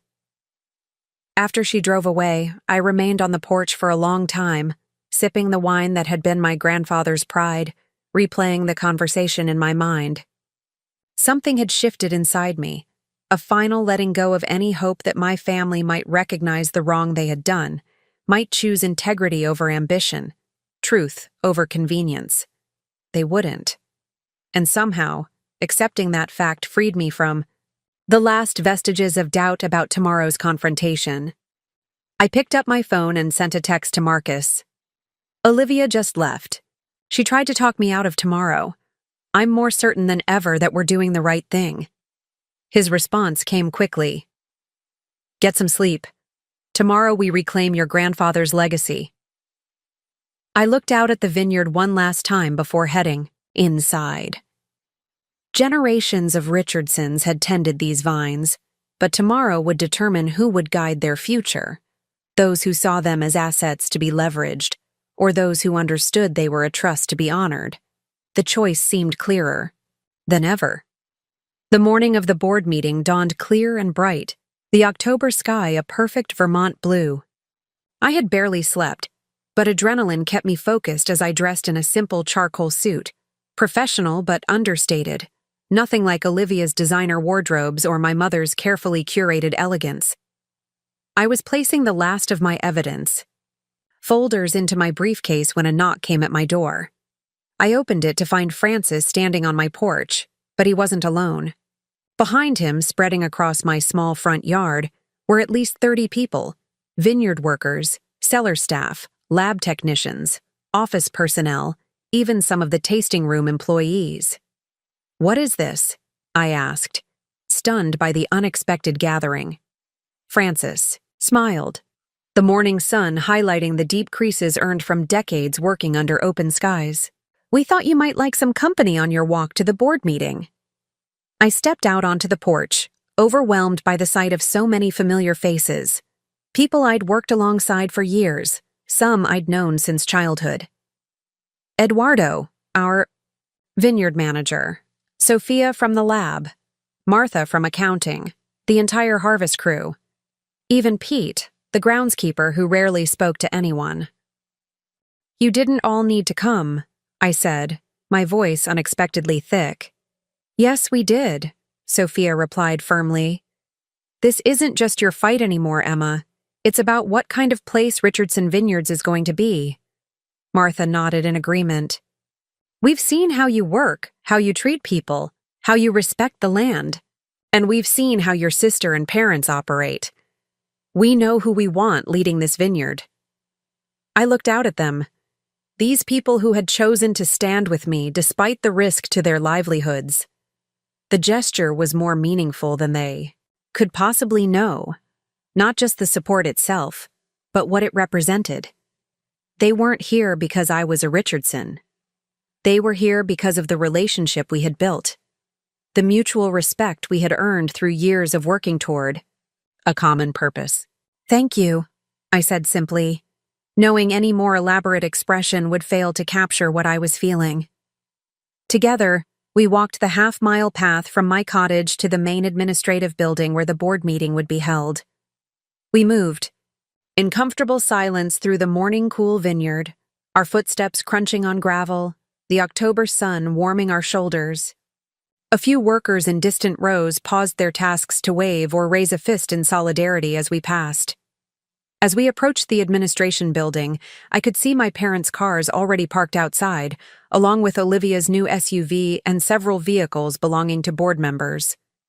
A small knot of tension formed in my stomach, but the presence of my impromptu procession kept it from growing into full-blown anxiety. At the entrance to the building, I turned to address the group. "I can't ask you all to come inside. This is a closed board meeting, and I don't want anyone risking their position here." "We know," Francis said, "but we wanted you to see that you're not walking in there alone, and we wanted them to see it too." As if on cue, the large windows of the boardroom reflected movement. Faces appeared, looking out at the gathered crowd with expressions ranging from surprise to concern. My father's unmistakable silhouette stood rigid near the center window, his posture radiating tension even from a distance. Martha stepped forward, handing me one last folder. "We took up a collection," she said. "Personal statements from people who couldn't be here today. Seasonal workers, retired staff, even some long-term customers who've heard rumors about what's happening. Everyone who cares about this place and what it stands for." I accepted the folder, adding it to my briefcase with care. "Thank you all," I said again, looking around at the faces of people who had chosen principle over expediency, truth over comfortable silence. "Whatever happens in there today, I won't forget this." With a deep breath, I turned and walked the remaining distance to the entrance alone, though I could feel the collective support of the group at my back. As I reached for the door handle, I glanced over my shoulder one last time. They remained. There, standing quietly but resolutely in the morning sun, a living reminder of what Richardson Vineyards truly was. Not just land and buildings and balance sheets, but a community of people bound together by shared purpose and mutual respect. Inside, the atmosphere in the reception area was charged with tension. The young receptionist, Julie, gave me a nervous smile as I signed in. "They're waiting for you in the boardroom," she said, then added in a whisper, "Good luck." The short walk down the hallway to the boardroom felt longer than usual, each step bringing me closer to a confrontation that would permanently alter the course of my life and the vineyard's future. I paused outside the heavy oak door, gathering my thoughts one final time. I thought of my grandfather, of the countless hours he'd spent teaching me everything he knew about winemaking, about business, about integrity. I thought of his weathered hands showing me how to prune a vine, his patient voice explaining fermentation chemistry, his quiet insistence that quality was never to be compromised. "The easy path isn't always the right one, Emma," he'd told me once. Sometimes you have to stand alone for what matters. Except I wasn't standing alone, not anymore. With that thought firmly in mind, I opened the door and stepped into the boardroom. The long oak table was fully occupied. My parents at one end, Olivia beside them, the 8 board members arranged. On either side. Walter Simmons, as the senior board member, sat at the far end. Marcus was already seated near Walter, a reassuring presence amid so many uncertain allies. All conversation ceased the moment I entered. My father's expression was stone. My mother's carefully composed into neutral pleasantness that didn't reach. Her eyes. Olivia refused to look at me directly, studying her manicure with exaggerated interest. "Emma?" Walter greeted me, his voice warm despite the tension in the room. "Thank you for joining us. I believe we're ready to begin." I took my seat across from Marcus, setting my briefcase on the table with deliberate calm. "Before we start," my father said, his voice clipped, "I want to address the demonstration outside. Organizing vineyard staff to pressure this board is inappropriate and unprofessional." "I didn't organize anything," I replied evenly. "Those people came of their own accord, because they care about the future of this vineyard." "They're employees," my mother interjected smoothly. "Their job is to follow management directives, not to involve themselves in board matters." Up next, you've got 2 more standout stories right on your screen. If this one hit the mark, you won't want to pass these up. Just click and check them out. And don't forget to subscribe and turn on the notification bell so you don't miss any upload from us.